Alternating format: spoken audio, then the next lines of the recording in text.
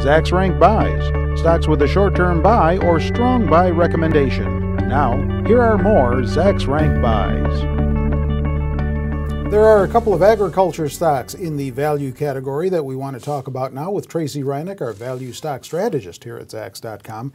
These are a couple of different types of agriculture companies. One, for example, CNH Global, CNH the ticker, manufactures agriculture, but also construction equipment. Yep. That's the big, big pieces of equipment like tractors and things like that. Combines. Yes. They're actually European-based. They're in Amsterdam, but they're actually a subsidiary of Fiat. So they have the whole European market, but they are global. They are in every country worldwide. They're, a competitor of John Deere, so these guys have been battling it out. But things look good for the manufacturers of this kind of equipment. They actually saw sales rise 30% in the quarter they just reported. It was, good on both ends. The construction side has been lagging, as you can imagine, by what's going on in North America, but, basically worldwide except for China, construction has been lagging. But their construction sales were up about 36% in the quarter, which is good, off of the low mark. Their farming equipment was up big, up 29%, and that makes up about 77% of their sales. The farmers continue to buy because they're having record farm income because the commodity prices are all pretty elevated for the things they're farming. Right. So it's a good time to be selling farm equipment worldwide. And you can see the estimates are rising here a bit because the company didn't give guidance, but they said that demand was going to remain firm for 2011. So the analysts all like that. They did beat in the quarter, so it's not surprising that the estimates are rising a bit here. The chart is interesting on this one. I think investors were getting a little nervous about what was going to happen on the construction side and maybe even with the farming equipment to some extent. And the shares started selling off at the beginning of the year, not just in the summer, although the sell-off accelerated in the summer. It became a pretty decent value stock here after the rally out of the recession.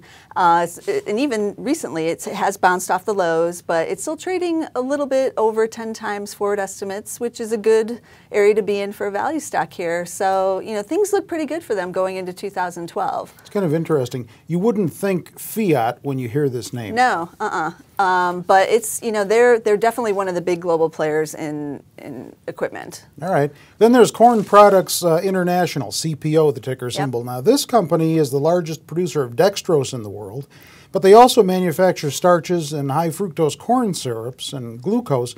Now, with everybody paying attention to high fructose corn syrup these days, I don't know, how does that affect the company? It does, but it doesn't, because the high fructose corn syrup is considered to be a replacement for corn in general and some other products that are more expensive in price, sugar.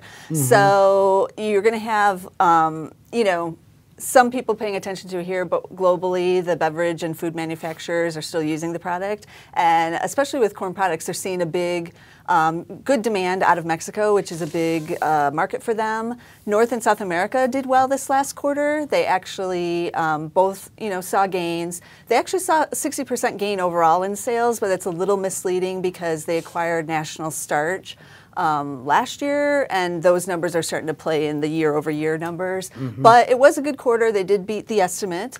You can see the estimates rising here because the company actually raised the lower end of its guidance, and the analysts all are a little more bullish. So estimates are rising. We have good earnings growth here. The chart is also really interesting. It's had a major 2-year rally, and then over the summer, like we've seen, it had the big sell-off. Shares got a lot cheaper. It has since rebounded a bit off that, and seems to be looking like it wants to continue this 2-year rally with just the short, little stop in it. But we'll see. We'll see if it can get back to these 52-week highs. The stock isn't very expensive here. It's trading about 11 times forward estimates. Like I said, the company sees some good things going forward, and they've been managing their commodity costs. They've been able to raise prices as corn prices have risen, and their product is still in demand. All right. Do you own either of these two? I do not. We have more stock pick ideas for you on our homepage, Zacks.com. You can actually link to them off of our homepage if you're not there already. Check them out. 4 new ones one in each of the investing categories that we write about on the website. With Tracey, I'm Terry Ruffalo.